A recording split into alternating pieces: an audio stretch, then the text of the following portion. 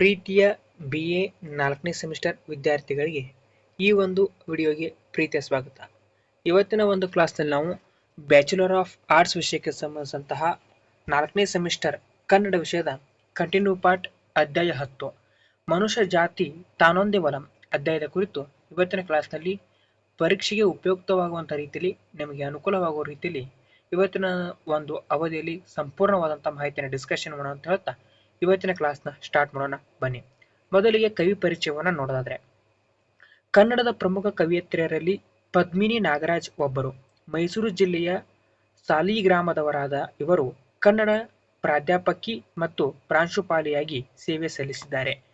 ಇವರ ಪ್ರಮುಖ ಹುದ್ದೆಗಳು: ಬೆಂಗಳೂರು ವಿಶ್ವವಿದ್ಯಾಲಯದ ಪಠ್ಯಪುಸ್ತಕ ರಚನಾ ಸಮಿತಿ ಸದಸ್ಯರು, ಕೇಂದ್ರ ಸಾಹಿತ್ಯ ಅಕಾಡೆಮಿಯ ನಿಕಟಪೂರ್ವ ಸದಸ್ಯರು, ಪ್ರಸ್ತುತ ಕನ್ನಡ ಸಾಹಿತ್ಯ ಪರಿಷತ್ತಿನ ಗೌರವ ಕಾರ್ಯದರ್ಶಿಯಾಗಿ ಕಾರ್ಯನಿರ್ವಹಿಸುತ್ತಿದ್ದಾರೆ. ಇವರ ಕೃತಿಗಳನ್ನು ನೋಡೋದಾದರೆ, ಕಥಾ ಸಂಕಲನಗಳು: ಸಮುದ್ರದ ತೆರೆಯ ಸರಸಿ, ಉರಿಯುವ ಬೆಂಕಿಗೆ ಮೈಯೆಲ್ಲ ಬಾಯಿ, ಸಮಾಧಿ ಮೇಲಿನ ಹೂವು. ಇನ್ನು ಇವರ ಕವನ ಸಂಕಲನಗಳು: ಭೂಮಾತೆಗೆ ಡ್ರಿಫ್ಟ್ ಹಾಕಿಸಿ, ಅಂದರೆ ಪ್ರಸ್ತುತ ಕವಿತೆಯನ್ನ ಇದೇ ಸಂಕಲನದಿಂದ ಆಯ್ದುಕೊಳ್ಳಲಾಗಿದೆ. ಪುರಾವೆ ನೀಡಬೇಕಿಲ್ಲ, ಗೆಳತಿಯಾಗುವುದೆಂದರೆ. ಇನ್ನು ವಿಮರ್ಶೆ ಮತ್ತು ಅಂಕನ ಕೃತಿಗಳನ್ನ ನೋಡೋದಾದ್ರೆ, ಕೊನೆಯಾಚೆಗಿನ ಆಕಾಶ, ಎದೆಗೆ ಬೆಂಕಿ ಬಿದ್ದಾಗಿನ ಬೆಳಕು, ಅನಾವರಣ. ಇನ್ನು ಇವರ ನಾಟಕ: ಲಂಕೇಶರ ಜೀವನ ಆಧಾರಿತ ಅವ್ವ ನಾಟಕ. ಇನ್ನು ಪ್ರಶಸ್ತಿಗಳು: ಆರ್ಯಭಟ ಅಂತಾರಾಷ್ಟ್ರೀಯ ಪ್ರಶಸ್ತಿ, ಇನ್ಫೋಸಿಸ್ ಸುಧಾಮೂರ್ತಿ ದತ್ತಿನಿಧಿ ಪ್ರಶಸ್ತಿ, ಕರ್ನಾಟಕ ಲೇಖಕಿಯರ ಸಂಘದ ವಿಶಿಷ್ಟ ಲೇಖಕಿ ಪ್ರಶಸ್ತಿಗಾಗಿ ಸಮ್ಮಾನ ಮುಂತಾದವು. ಇಷ್ಟು ಇವರ ಕೃತಿಕರ್ತ ಪರಿಚಯವಾಗಿತ್ತು. ಮುಂದುವರೆದು ಇವರ ಅಧ್ಯಾಯದ ಪ್ರಬಂಧ ಮಾದರಿಯ ಪ್ರಶ್ನೋತ್ತರಗಳನ್ನು ನೋಡೋದಾದ್ರೆ, ಪ್ರಶ್ನೆ ನಂಬರ್ 1: ಯುದ್ಧದ ಭೀಕರತೆ ಮತ್ತು ವಿನಾಶಕಾರಿ ಕದನಗಳು ಮನುಷ್ಯರನ್ನ ಹೇಗೆ ನಾಶಪಡಿಸುತ್ತವೆ ವಿವರಿಸಿ. ಇದಕ್ಕೆ ಉತ್ತರ: ಡಾಕ್ಟರ್ ಪದ್ಮಿನಿ ನಾಗರಾಜ್ ಅವರು ಮನುಷ್ಯ ಜಾತಿ ತಾನೊಂದೇ ಒಲಂ ಕವನದ ಹಿನ್ನೆಲೆಯಲ್ಲಿ ಯುದ್ಧದ ಭೀಕರತೆ ಮತ್ತು ಅದು ಮನುಷ್ಯರನ್ನ ನಾಶಪಡಿಸುವ ಬಗೆಯನ್ನ ಈ ಕೆಳಗಿನಂತೆ ವಿವರಿಸಬಹುದು. ಮೊದಲನೇದಾಗಿ, ಆಧುನಿಕ ತಂತ್ರಜ್ಞಾನದ ಕ್ರೌರ್ಯ. ಹಿಂದಿನ ಕಾಲದಲ್ಲಿ ಯುದ್ಧಗಳು ಮುಖಾಮುಖಿಯಾಗಿ ನಡೆಯುತ್ತಿದ್ದವು. ಆದರೆ ಇಂದು ಎಲ್ಲಿಯೂ ಕುಳಿತು ಒಂದು ಬಟನ್ ಒತ್ತಿದರೆ ಸಾಕು, ಇಡೀ ದೇಶವೇ ಹೊತ್ತಿ ಉರಿಯುತ್ತದೆ. ರಾಕೆಟ್ಗಳು ಮತ್ತು ಕ್ಷಿಪಣಿಗಳು ಅಂದರೆ ಮಿಸೈಲ್ಗಳು ಭೂಮಿಯ ಆಳದಲ್ಲಿ ಅಡಗಿಕೊಂಡಿರುವವರನ್ನ ಹುಡುಕಿ ಕೊಲ್ಲುತ್ತವೆ. ಈ ತಾಂತ್ರಿಕ ಬೆಳವಣಿಗೆಯು ಸಾವಿನ ಪ್ರಮಾಣವನ್ನ ಹೆಚ್ಚಿಸಿದೆ. ಇನ್ನು ಎರಡನೇದಾಗಿ ಅಮಾಯಕರ ಬಲಿ. ಯುದ್ಧವು ಕೇವಲ ಸೈನಿಕರನ್ನ ಮಾತ್ರವಲ್ಲದೆ ಲೋಕವನ್ನೇ ನೋಡದ ಕೂಸು ಕಂದಮ್ಮಗಳನ್ನ ಬಲಿ ತೆಗೆದುಕೊಳ್ಳುತ್ತದೆ. ಮಕ್ಕಳು ಕಣ್ಣು ಬಿಡುವ ಮುಂಚೆಯೇ ಮಣ್ಣಲ್ಲಿ ಮಣ್ಣಾಗುತ್ತಿದ್ದಾರೆ. ಯುದ್ಧಕ್ಕೆ ಯಾವುದೇ ಮಾನವೀಯತೆ ಇಲ್ಲ ಎಂಬುದು ಇಲ್ಲಿ ಸ್ಪಷ್ಟವಾಗುತ್ತದೆ. ಮೂರನೇದಾಗಿ, ಪ್ರಭುತ್ವದ ಅಹಂಕಾರ ಮತ್ತು ಯುವಕರ ರಕ್ತ. ಯುದ್ಧವು ಸಾಮಾನ್ಯವಾಗಿ ಸಾಮಾನ್ಯ ಜನರಿಗೆ ಅಥವಾ ಸೈನಿಕರಿಗೆ ಬೇಕಿಲ್ಲ. ಅದು ಕೇವಲ ಅಧಿಕಾರ ನಡೆಸುವ ಪ್ರಭುತ್ವಗಳ ಅಂದರೆ ಆಡಳಿತಗಾರರ ಅಹಂಕಾರ ಮತ್ತು ಪ್ರತಿಷ್ಠೆಗಾಗಿ ನಡೆಯುತ್ತದೆ. ಈ ಪ್ರತಿಷ್ಠೆಯ ಆಟದಲ್ಲಿ ಯುವಕರ ರಕ್ತ ಬಲಿಯಾಗುತ್ತಿದೆ. ಸತ್ತ ಯುವಕರ ರಕ್ತದ ಮೇಲೆ ಸಾಮ್ರಾಜ್ಯ ಕಟ್ಟುವುದು ಎಷ್ಟು ಸಮಂಜಸ ಎಂದು ಕವಿಯತ್ರಿ ಪ್ರಶ್ನಿಸುತ್ತಾರೆ. ಇನ್ನು ನಾಲ್ಕನೇದಾಗಿ, ನೈತಿಕ ಮೌಲ್ಯಗಳ ನಾಶ. ಯುದ್ಧದ ಸಂದರ್ಭದಲ್ಲಿ ದಯೆ, ಧರ್ಮ, ಕ್ಷಮೆ ಮತ್ತು ಶರಣು ಬಂದವರ ರಕ್ಷಣೆ ಎಂಬ ಉದಾತ್ತ ಮೌಲ್ಯಗಳು ನವಕಲು ನಾಣ್ಯಗಳಂತಾಗಿರುತ್ತವೆ. ಅಂದರೆ ಮನುಷ್ಯ ತನ್ನ ಮನುಷ್ಯತ್ವವನ್ನೇ ಮರೆತು ಕೇವಲ ಒಬ್ಬ ವೈರಿಯಾಗಿ ವರ್ತಿಸುತ್ತಾನೆ. ಇದು ದೈಹಿಕ ನಾಶದ ಜೊತೆಗೆ ನೈತಿಕ ವಿನಾಶಕ್ಕೂ ಕಾರಣವಾಗುತ್ತದೆ. ಐದನೇದಾಗಿ, ಜೀವನದ ಮೇಲಿನ ಹಾನಿ. ಯುದ್ಧದಲ್ಲಿ ಗೆದ್ದವರಿಗೆ ಸೋತವರಿಗೂ ಸಾವು ಮತ್ತು ಸೂತಕದ ಸುದ್ದಿಯೇ ಗತಿಯಾಗಿರುತ್ತದೆ. ಗೆಲುವು ಸೋಲಿನ ಲೆಕ್ಕಾಚಾರಕ್ಕಿಂತ ಹೆಚ್ಚಾಗಿ ಅಲ್ಲಿ ಕಾಣುವುದು ಕೇವಲ ಮನುಷ್ಯರ ನಾಶ ಮತ್ತು ರೋದನೆ ಮಾತ್ರ. ಹೀಗೆ ಯುದ್ಧವು ಮನುಷ್ಯರನ್ನ ದೈಹಿಕವಾಗಿ ಮಣ್ಣು ಮಾಡುವುದಲ್ಲದೆ ಪ್ರೀತಿ, ವಿಶ್ವಾಸ ಮತ್ತು ನೆಮ್ಮದಿಯ ಬದುಕನ್ನ ಸಂಪೂರ್ಣವಾಗಿ ಸುಟ್ಟು ಹಾಕುತ್ತದೆ. ಆದ್ದರಿಂದಲೇ ನಾವೆಲ್ಲರೂ ಮನುಷ್ಯ ಜಾತಿ ತಾನೊಂದೇ ಒಲಂ ಎಂಬ ತತ್ವದಡಿ ದ್ವೇಷ ಮರೆತು ಒಂದಾಗಿ ಬಾಳುವುದನ್ನ ಕಲಿಯಬೇಕು ಎಂಬುದು ಉತ್ತರವಾಗಿದೆ. ಮುಂದುವರೆದು ಪ್ರಶ್ನೆ ನಂಬರ್ 2: ಸಾಮಾನ್ಯ ಜನರಿಗೆ ಯುದ್ಧಗಳು ಬೇಕಿಲ್ಲ, ನೆಮ್ಮದಿಯ ಜೀವನ ಬೇಕಾಗಿದೆ. ಕವಿತೆಯ ಹಿನ್ನೆಲೆಯಲ್ಲಿ ವಿವರಿಸಿರಿ. ಇದಕ್ಕೆ ಉತ್ತರ: ಡಾಕ್ಟರ್ ಪದ್ಮಿನಿ ನಾಗರಾಜ್ ಅವರ ಮನುಷ್ಯ ಜಾತಿ ತಾನೊಂದೇ ಒಲಂ ಕವಿತೆಯು ಹಿನ್ನೆಲೆಯಲ್ಲಿ ಸಾಮಾನ್ಯ ಜನರಿಗೆ ಯುದ್ಧಕ್ಕಿಂತ ನೆಮ್ಮದಿಯ ಬದುಕು ಏಕೆ ಮುಖ್ಯ ಎಂಬುದನ್ನ ಈ ಕೆಳಗಿನ ಅಂಶಗಳ ಮೂಲಕ ವಿವರಿಸಬಹುದು. ಮೊದಲನೇದಾಗಿ, ಪ್ರಭುತ್ವದ ಅಹಂ ವರ್ಸಸ್ ಸಾಮಾನ್ಯರ ಬದುಕು. ಕವಿತೆಯ ಪ್ರಕಾರ ಯುದ್ಧವು ಸಾಮಾನ್ಯ ಸೈನಿಕರಿಗಾಗಲಿ ಅಥವಾ ಸಾಮಾನ್ಯ ಜನರಿಗಾಗಲಿ ಬೇಕಿಲ್ಲ. ಅದು ಕೇವಲ ಪ್ರಭುತ್ವಗಳ ಅಹಮ್ಮಿಗೆ ಅಂದ್ರೆ ಆಡಳಿತಗಾರರ ಪ್ರತಿಷ್ಠೆಗೆ ನಡೆಯುವಂಥದ್ದು. ಅಧಿಕಾರದಲ್ಲಿರುವವರು ತಮ್ಮ ರಾಜಕೀಯ ಲಾಭಕ್ಕಾಗಿ ಅಥವಾ ನೆಲದ ಆಸೆಗಾಗಿ ಯುದ್ಧ ಸಾರುತ್ತಾರೆ. ಆದರೆ ಅದರ ಬೆಂಕಿಯಲ್ಲಿ ಬೆಂದು ಬೂದಿಯಾಗುವವರು ಸಾಮಾನ್ಯ ಜನರು. ಅವರಿಗೆ ಬೇಕಿರುವುದು ಹೊತ್ತಿನ ತುತ್ತು ಮತ್ತು ನೆಮ್ಮದಿಯ ನಿದ್ರೆಯೇ ಹೊರತು ರಕ್ತಪಾತವಲ್ಲ. ಇನ್ನು ಎರಡನೇದಾಗಿ ಅಮಾಯಕರು ಮತ್ತು ಯುವಕರ ಬಲಿ. ಯುದ್ಧದ ಭೀಕರತೆಯಲ್ಲಿ ಯಾವುದೂ ಅರಿಯದ ಕೂಸು ಕಂದಮ್ಮಗಳು ಕಣ್ಣು ಬಿಡುವ ಮೊದಲೇ ಮಣ್ಣಾಗುತ್ತವೆ. ದೇಶದ ಭವಿಷ್ಯವಾಗಬೇಕಿದ್ದ ಯುವಕರು ರಕ್ತ ಹರಿಸುತ್ತಿದ್ದಾರೆ. ಸಾಮಾನ್ಯ ಜನರು ತಮ್ಮ ಮಕ್ಕಳನ್ನ ಸಮಾಜದ ಆಸ್ತಿಯನ್ನಾಗಿ ನೋಡುತ್ತಾರೆಯೇ ಹೊರತು ಯುದ್ಧದ ಬಲಿಪಶುಗಳನ್ನಾಗಿ ಅಲ್ಲ. ಮಿಸೈಲ್ಗಳು ಮತ್ತು ರಾಕೆಟ್ಗಳು ಹಳ್ಳಿಗಳನ್ನ ಸುಡುವಾಗ ಅಲ್ಲಿನ ಸಾಮಾನ್ಯ ಜನರ ಬದುಕು ಅನಾಥವಾಗುತ್ತದೆ. ಮೂರನೇದಾಗಿ ಇತಿಹಾಸ ಕಲಿಸಿದ ಪಾಠ. ಇತಿಹಾಸದಲ್ಲಿ ಅಲೆಕ್ಸಾಂಡರ್ನಂತಹ ಚಕ್ರವರ್ತಿಗಳು ಅದೆಷ್ಟೋ ದಾಳಿಗಳನ್ನ ಮಾಡಿದರು. ಕೊನೆಗೆ ಸಾವಿನ ಸಮಯದಲ್ಲಿ ರಿಕ್ತಹಸ್ತ ಅಂದರೆ ಖಾಲಿ ಕೈ ತೋರಿಸಿದ್ದನ್ನ ಕವಿತೆ ನೆನಪಿಸುತ್ತದೆ.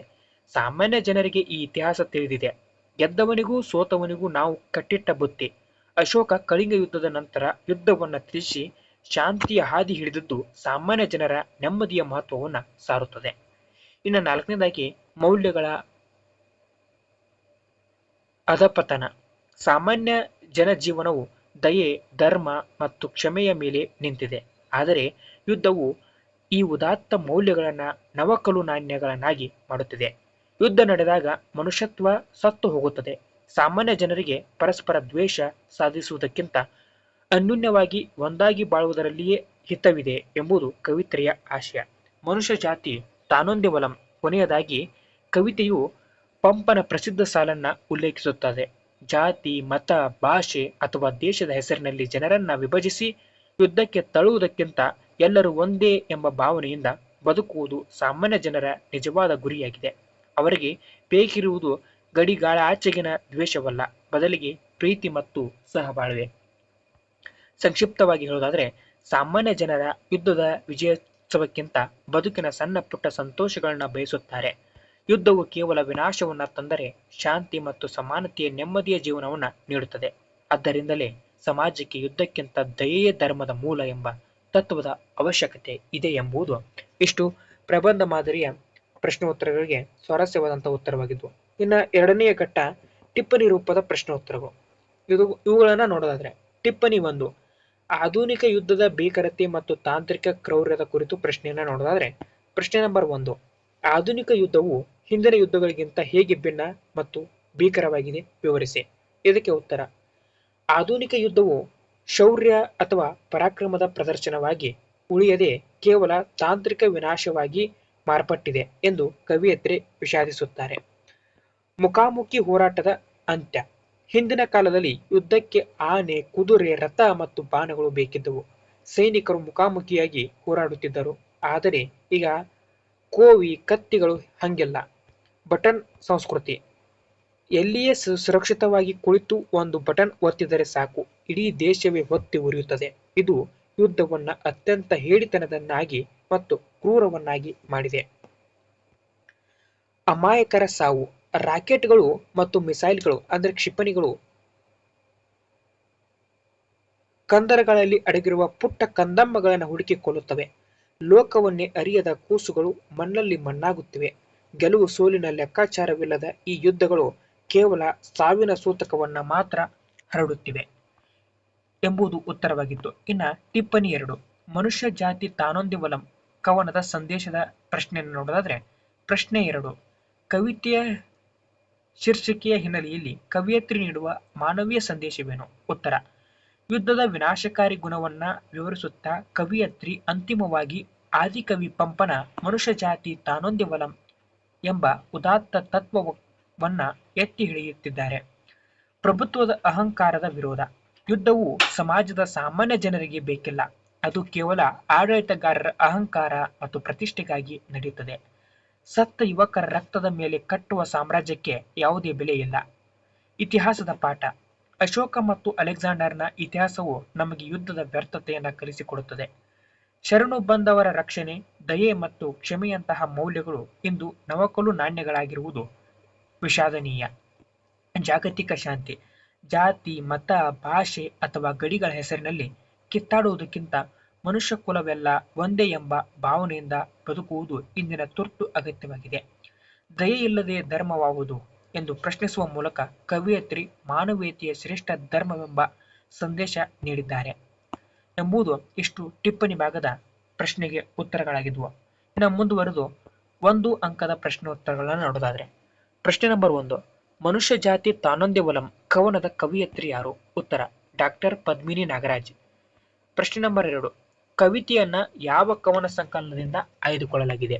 ಉತ್ತರ ಭೂಮಾತೆಗೆ ಡ್ರಿಫ್ಟ್ ಹಾಕಿಸಿ ಕವನ ಸಂಕಲನದಿಂದ ಆಯ್ದುಕೊಳ್ಳಲಾಗಿದೆ. ಪ್ರಶ್ನೆ ನಂಬರ್ 3, ಯುದ್ಧದ ಬಗ್ಗೆ ಹೊಸದಾಗಿ ಏನನ್ನ ಬರೆಯಲು ಸಾಧ್ಯವಿಲ್ಲ ಎಂದು ಕವಯಿತ್ರಿ ಹೇಳುತ್ತಾರೆ? ಉತ್ತರ ಸಾವಿನ ಸೂತಕವಲ್ಲದ ಹೊಸದೇನನ್ನು ಬರೆಯಲು ಸಾಧ್ಯವಿಲ್ಲ. ಪ್ರಶ್ನೆ ನಂಬರ್ 20, ಆಧುನಿಕ ಯುದ್ಧಕ್ಕೆ ಯಾವ ಪ್ರಾಣಿಗಳ ಅವಶ್ಯಕತೆ ಇಲ್ಲ? ಉತ್ತರ ಆನೆ, ಕುದುರೆ ಮತ್ತು ಒಂಟೆಗಳ ಅವಶ್ಯಕತೆ ಇಲ್ಲ. ಪ್ರಶ್ನೆ ನಂಬರ್ 5, ಈಗಿನ ಯುದ್ಧದಲ್ಲಿ ಯಾವುದರ ಮುಖಾಮುಖಿ ಇಲ್ಲ? ಉತ್ತರ ಅವ ಇವ ಅಂದರೆ ವ್ಯಕ್ತಿಗಳ ಮುಖಾಮುಖಿ ಇಲ್ಲ. ಪ್ರಶ್ನೆ ನಂಬರ್ 6, ದೇಶವು ಹೇಗೆ ಹೊತ್ತಿ ಉರಿಯುತ್ತದೆ ಎಂದು ಕವಯಿತ್ರಿ ಹೇಳುತ್ತಿದ್ದಾರೆ ಅಥವಾ ಹೇಳಿದ್ದಾರೆ? ಉತ್ತರ ಎಲ್ಲಿಯೂ ಕುಳಿತು ಒಂದು ಬಟನ್ ಒತ್ತುವುದರಿಂದ ದೇಶ ಹೊತ್ತಿ ಉರಿಯುತ್ತದೆ ಎಂದು ಕವಯಿತ್ರಿ ಹೇಳಿದ್ದಾರೆ. ಪ್ರಶ್ನೆ ನಂಬರ್ 7, ಯಾವ ಆಯುಧಗಳು ಊರನ್ನ ಸುಡುತ್ತವೆ? ಉತ್ತರ ರಾಕೆಟುಗಳು. ಪ್ರಶ್ನೆ ನಂಬರ್ 8, ಮಣ್ಣಲ್ಲಿ ಮಣ್ಣಾಗುತ್ತಿರುವವರು ಯಾರು? ಉತ್ತರ ಕಣ್ಣು ಬಿಡುವ ಮುಂಚಿನ ಕೂಸು ಕಂದಮ್ಮಗಳು. ಪ್ರಶ್ನೆ ನಂಬರ್ 9, ಕಂದರದಲ್ಲಿ ಅಡಗಿದ್ದರೂ ಹುಡುಕಿಕೊಳ್ಳುವ ಆಯುಧ ಯಾವುದು? ಉತ್ತರ ಮಿಸೈಲ್ಗಳು ಅಥವಾ ಕ್ಷಿಪಣಿಗಳು. ಪ್ರಶ್ನೆ ನಂಬರ್ 10, ಯುದ್ಧವು ಯಾರಿಗೆ ಬೇಕಿಲ್ಲ? ಉತ್ತರ ಸಾಮಾನ್ಯ ಸೈನಿಕರಿಗೆ ಯುದ್ಧ ಬೇಕಿಲ್ಲ. ಪ್ರಶ್ನೆ ನಂಬರ್ 11, ಯುದ್ಧವು ಯಾರ ಅಹಂಕಾರಕ್ಕಾಗಿ ನಡೆಯುತ್ತದೆ? ಉತ್ತರ ಪ್ರಭುತ್ವಗಳ ಅಂದರೆ ಆಡಳಿತಗಾರರ ಅಹಂಕಾರಕ್ಕಾಗಿ ನಡೆಯುತ್ತದೆ. ಪ್ರಶ್ನೆ ನಂಬರ್ 12, ಬೇಲಿಯ ಬಳಿ ಕಾದು ಕುಳಿತವರು ಯಾರು? ಉತ್ತರ ರಣಹದ್ದುಗಳು. ಪ್ರಶ್ನೆ ನಂಬರ್ 13, ಇತಿಹಾಸವು ಯಾವ ಪ್ರಸಿದ್ಧ ರಾಜರನ್ನ ನೆನಪಿಸುತ್ತದೆ? ಉತ್ತರ ಅಶೋಕ ಮತ್ತು ಅಲೆಕ್ಸಾಂಡರ್ನನ್ನ. ಪ್ರಶ್ನೆ ನಂಬರ್ 14, ಯುದ್ಧವು ಯಾವುದಕ್ಕಾಗಿ ನಡೆಯುತ್ತಿದೆ ಎಂದು ಕವಯಿತ್ರಿ ಹೇಳುತ್ತಾರೆ? ಉತ್ತರ ಪ್ರತಿಷ್ಠೆಗಾಗಿ, ದೇಶಕ್ಕಾಗಿ, ನೆಲಕ್ಕಾಗಿ ಮತ್ತು ತನ್ನವರಿಗಾಗಿ ನಡೆಯುತ್ತದೆ ಎಂದು ಕವಯಿತ್ರಿ ಹೇಳುತ್ತಾರೆ. ಪ್ರಶ್ನೆ ನಂಬರ್ 15, ಸಾಮ್ರಾಜ್ಯವನ್ನ ಯಾವುದರ ಮೇಲೆ ಕಟ್ಟಲಾಗುತ್ತದೆ? ಉತ್ತರ ಸತ್ತ ಯುವಕರ ರಕ್ತದ ಬಲಿಯ ಮೇಲೆ ಕಟ್ಟಲಾಗುತ್ತದೆ. ಪ್ರಶ್ನೆ ನಂಬರ್ 16, ಕವಿತೆಯ ಪ್ರಕಾರ ನವಕಲು ನಾಣ್ಯಗಳು ಯಾವುವು? ಶರಣು ಬಂದವನ ರಕ್ಷಣೆ, ದಯೆ ಮತ್ತು ಕ್ಷಮೆ. ಪ್ರಶ್ನೆ ನಂಬರ್ 17, ದಯೆ ಇಲ್ಲದ ಧರ್ಮವಾವುದು ಎಂದು ಪ್ರಶ್ನಿಸಿದವರು ಯಾರು? ಉತ್ತರ ಕವಯಿತ್ರಿ ಅಂದರೆ ಬಸವಣ್ಣವರ ವಚನದ ಆಶಯದಂತೆ. ಪ್ರಶ್ನೆ ನಂಬರ್ 18, ಬದುಕಿನ ದೀಕ್ಷೆ ಯಾವುದಾಗಬೇಕು? ಉತ್ತರ ಕ್ಷಮೆಯೇ ಬದುಕಿನ ದೀಕ್ಷೆಯಾಗಬೇಕು. ಪ್ರಶ್ನೆ ನಂಬರ್ 19, ನಾವೆಲ್ಲರೂ ಕಲಿಯಬೇಕಾದ ಪಾಠ ಯಾವುದು? ಉತ್ತರ ನಾವೆಲ್ಲರೂ ಒಂದಾಗಿ ಬಾಳುವುದನ್ನ ಕಲಿಯಬೇಕಿದೆ. ಪ್ರಶ್ನೆ ನಂಬರ್ 20, ಮನುಷ್ಯ ಜಾತಿ ತಾನೊಂದೇ ಒಲಂ ಎಂದು ಸಾರಿದ ಕವಿ ಯಾರು? ಉತ್ತರ ಆದಿಕವಿ ಪಂಪ ಎಂಬುದು ಈ ಅಧ್ಯಾಯದ ಸಂಪೂರ್ಣವಾದಂತಹ ಅಭ್ಯಾಸ ಪ್ರಶ್ನೋತ್ತರಗಳನ್ನ ಈ ಒಂದು ಕ್ಲಾಸ್ನಲ್ಲಿ ನಿಮಗೆ ತಿಳಿಸಿಕೊಡುವ ಪ್ರಯತ್ನವನ್ನ ನಾನು ಮಾಡಿದ್ದೇನೆ. ಇದೇ ರೀತಿ ಅದರ ಮುಂದಿನ ಅಧ್ಯಾಯದೊಂದಿಗೆ ಮುಂದಿನ ಕ್ಲಾಸ್ನಲ್ಲಿ ಭೇಟಿಯಾಗ್ತೀನಿ. ಅಲ್ಲಿವರೆಗೂ ಎಲ್ಲರಿಗೂ ನಮಸ್ಕಾರ. ಜೈ ಹಿಂದ್, ಜೈ ಕರ್ನಾಟಕ ಮಾತೆ.